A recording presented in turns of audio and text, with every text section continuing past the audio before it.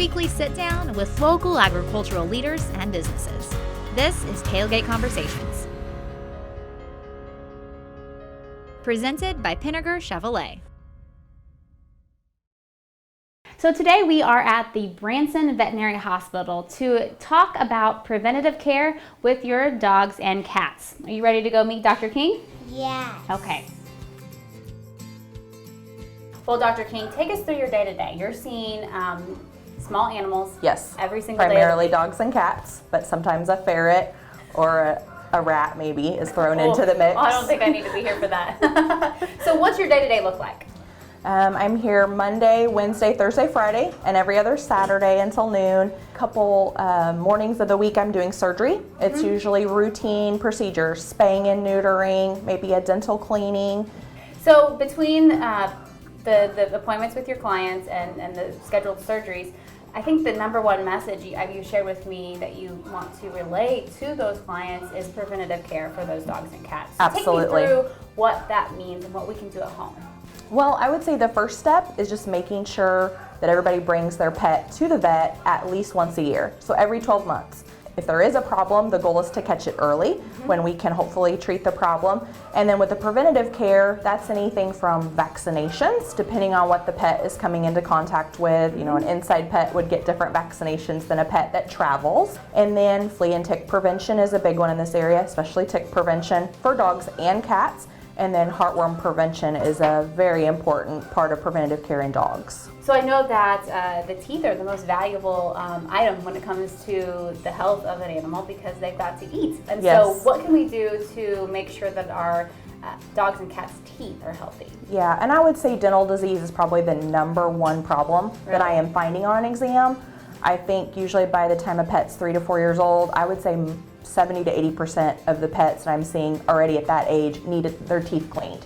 So just like we go to the dentist, you know, a couple times a year for a cleaning and a polishing, that's my goal for my patients is to do that, you know, every year is ideal, but for sure every other year. Very similar to when we go to the dentist. And then any, you know, teeth that look diseased on the x-ray, then we're gonna wanna extract those teeth and get those out of the mouth before they cause an even bigger problem, like an abscess tooth would be a good example. Well, that kind of leads into my next question is what type of questions do you get regularly that you answer to many of the different patients, whether it's dog or cat?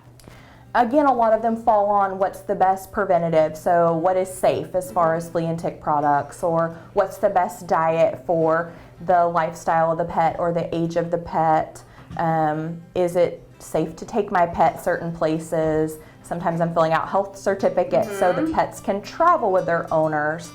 We live in a vacation town here in Branson, That's right. so we do see a lot of pets that live full-time in an RV with retired couples. Yeah. And so they have different needs because they're traveling all over the United States. So we have to think about not only what diseases they could come in contact here in the Ozarks, but what might they need to be prepared for as they travel somewhere else. There's two big preventative things I think you could talk about in this area. Heartworm disease in dogs. So that's spread by one mosquito bite is all it takes for a dog to get heartworm. So with the warm climate, all the waterways in the Ozarks, mosquitoes are obviously very prevalent, and one mosquito bite could happen year round. So we recommend monthly year-round prevention for heartworms. If it goes unprevented and the dog gets heartworms, it can be deadly if not caught early and then treated early. A little preventative chew every 30 days can stop something really devastating from happening. And that's dogs of all ages? And that's dogs of all ages. We normally start puppies on prevention during their first or second puppy visit, so around 8 weeks of age. And then they take that preventative again every 30 days, year-round for life. And then bobcat fever in cats. So bobcat fever is a tick-borne disease spread by the Lone Star tick. It's sadly almost always fatal in cats. It attacks their immune system very quickly, and it's a blood parasite. So the University of Missouri is doing a lot of research to try to come up with an effective treatment for that. But again, prevention's better than the cure.